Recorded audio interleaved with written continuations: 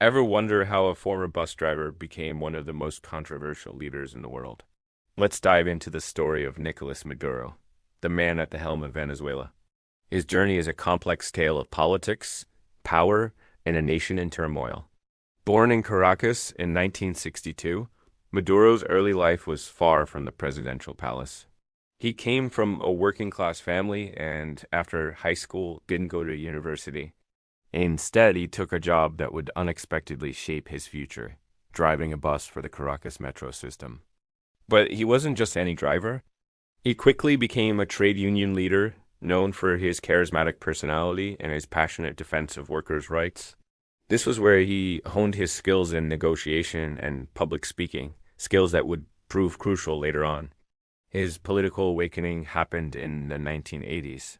Like many young leftists in Latin America, he was inspired by revolutionary ideas.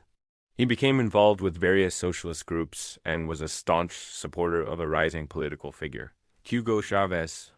Maduro first met Chavez in the early 90s, while Chavez was imprisoned for a failed coup attempt. Maduro and his future wife, Celia Flores, were part of a group that campaigned for Chavez's release. This early loyalty forged a deep and lasting bond between the two men.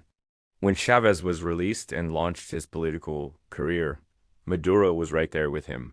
He was a founding member of Chavez's Fifth Republic movement. When Chavez won the presidency in 1998, Maduro's political career took off.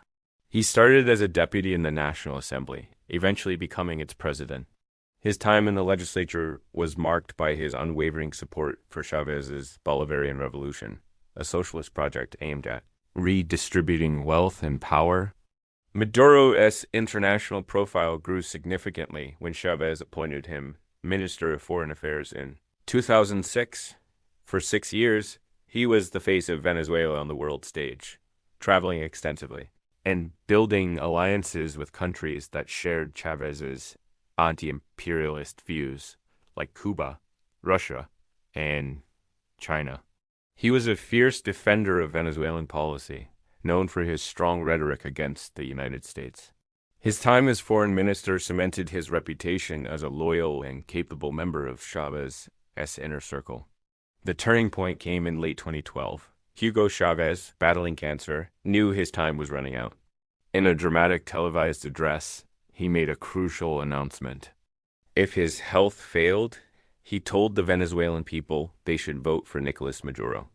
He described Maduro as a complete revolutionary, a man of great experience despite his youth. With a great dedication and capacity for work, Chavez officially anointed Maduro as his political heir. Shortly after, Chavez appointed Maduro as vice president, placing him just a heartbeat away from the presidency. It was a clear signal to the party and the country. For the next few months, as Chavez received treatment in Cuba, Maduro effectively ran the country. He was constantly on television, providing updates on the president's health and reassuring the public, all while stepping into the enormous shoes of his mentor. Hugo Chavez passed away in March 2013. The nation mourned, and a snap presidential election was called. Maduro, as the designated successor, was the candidate for the ruling Socialist Party. His campaign was built almost entirely on the legacy of Chavez. He invoked his mentor's name constantly, promising to continue the Bolivarian Revolution. His opponent was Enrique Capriles, who argued that the country needed a change in direction. The election was incredibly close and highly contested. Maduro was declared the winner by a razor-thin margin, less than 1.5% of the vote. The opposition cried foul, alleging widespread irregularities and refusing to recognize the results. Protests erupted and the country was deeply polarized from the very first day of his presidency. Nicolas Maduro took the oath of office in April 2013, transitioning from bus driver to union leader, from loyal deputy to president of Venezuela. He inherited a country fiercely divided and a government built around the singular charisma of Hugo Chavez. He also inherited a complex economic situation. Venezuela's economy was overwhelmingly dependent on its vast oil reserves. For years, high oil prices had funded Chavez's extensive social programs known as Mish-provided food, housing, and healthcare to the poor, and were the bedrock of his popular support. But just over a year into Maduro's term, global oil prices collapsed. The price of a barrel of oil plummeted from over $100 to less than $50. For Venezuela, this was a catastrophic blow. The government's main source of income evaporated almost overnight. The economic model that had sustained the country for a decade was suddenly broken. This is where the story of Maduro's presidency really begins, a story of navigating an economic collapse, facing massive social unrest, and consolidating power in the face of intense domestic and international pressure. The years that followed his election were marked by hyperinflation, severe shortages of food and medicine, and a massive exodus of millions of Venezuelans seeking a better life elsewhere. Maduro's government blamed the crisis on an economic war waged by the opposition and foreign powers, particularly the United States, which imposed increasingly tough sanctions. Critics, however, pointed to years of economic mismanagement, price controls, and corruption as the root causes of the collapse. They argued that the government had failed to diversify the economy away from oil and had expropriated private companies, crippling domestic production. As the economic crisis deepened, so did the political conflict. The opposition gained control of the National Assembly in the 2015 elections, a major blow to Maduro's government. This set the stage for a period of intense institutional struggle. Maduro responded by creating a new, all-powerful legislative body called the Constituent Assembly, which effectively sidelined the opposition-led parliament. This move was condemned by many countries as a step towards authoritarianism. Massive street protests became a regular feature of life in Venezuela.